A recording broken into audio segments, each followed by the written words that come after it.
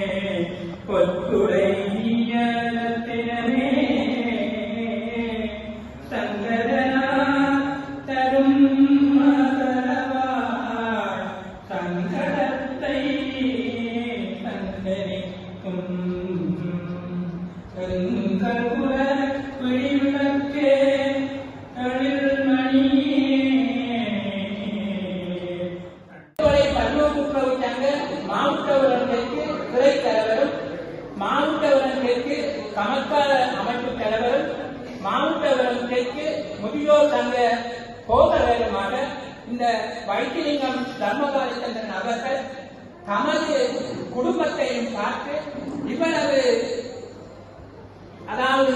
சங்கங்களையும் பொறுப்பாக இருந்து செயல்பட்டிருக்கின்ற அந்த வகையிலே ஊர் மக்களுக்கு பல்மளவு சேவையை வழங்கியிருக்கிறார் என்பது இந்த குற்றச்சாட்டை பொறுப்புகளை இருந்து நோக்கக்கூடியதாக இருக்கிறது. அந்த வகையிலே ஒரு சிறப்பம்சமாக காணப்படுகிறது. காலத்துடன் மிகவும் சுமையாக நமக்கு ஆடி தந்த குப்லான் விக்னேஸ்வர மகா வித்தியாலய ஓய்வு பெற்ற அதிபர் திருவாளர் காராலசிங்கம் அவர்களுக்கு நன்றி கூறிக்கொண்டு இன்று நாம் வைத்திலிங்கம் தர்மபாலச்சந்திரன் சார்பாக அவர்களுடைய நினைவுகளை மீட்டி பார்ப்பதற்கும் இந்த சந்தர்ப்பத்தை இதை ஒரு அஞ்சலி உரை நிகழ்வாக ஆக்கிக் கொள்வதற்குமாக எண்ணி இந்த நிகழ்வை தொடங்குவதற்கு முதல் அன்னாரினுடைய தமையனாரினுடைய மகனார் அவர் மீது மிகுந்த ஈடுபாடும் அன்பும் பற்றும் கொண்டு மிகுந்த சிரத்தையுடன் அவருக்கு தேவையான கைங்கரியங்களை நாங்கள் இல்லாத போதும் அவருக்கு ஆற்றிக் கொண்டிருந்தார். அன்னாரினுடைய அமரத்துவவாதங்களிலே அவரால் கலந்து கொள்ள முடியாத போதும் மிகுந்த மனவருத்தத்துடன் இன்றைய இந்த ஆத்மசாந்தி பிரார்த்தனை அளவிலே கலந்து கொண்டு எங்களுடைய அப்பாவினுடைய சிவபத பேட்டினுடைய நிகழ்விலே தானும் பங்கு கொண்டு அன்னாருக்கு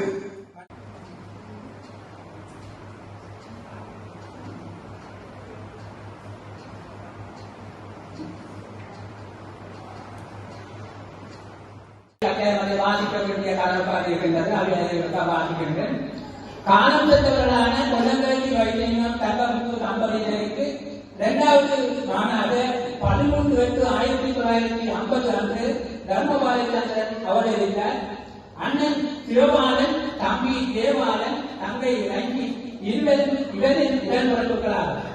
தர்மபாலச்சந்திரன் சில காலம் இயந்திர இயக்குநராக சவுதி அரேபியாவில் கடமையாற்றி பெண் நாடு திரும்பி விவசாயத்தில் கவனம் செலுத்தினர்.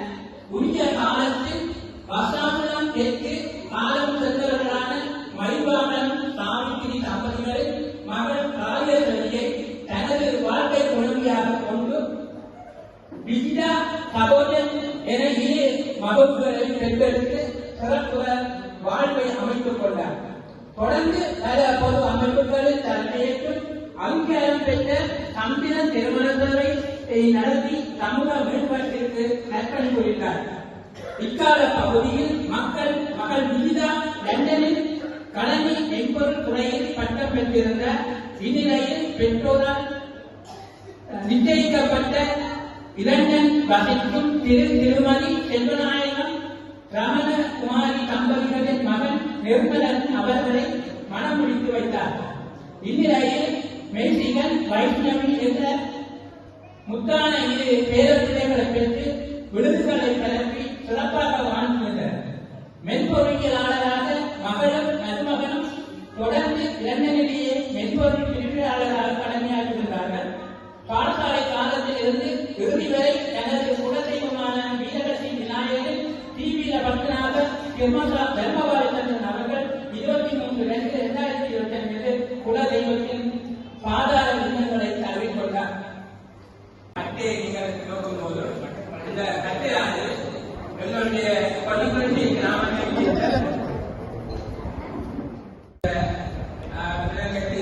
செய்த இந்த பயவை இயக்கி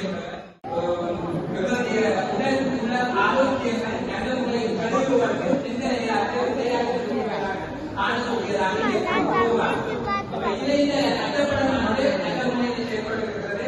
இரண்டாவது அமருத்துவமனைகளிலே ஊர் மக்களுக்கு செய்யப்பட்ட சேவைகளை அடிப்படையாக கொண்டு இந்த அதில் அந்த தர்மபுத்திரத்திற்கு வாக்கியம் கொடுத்திருக்கிறார்.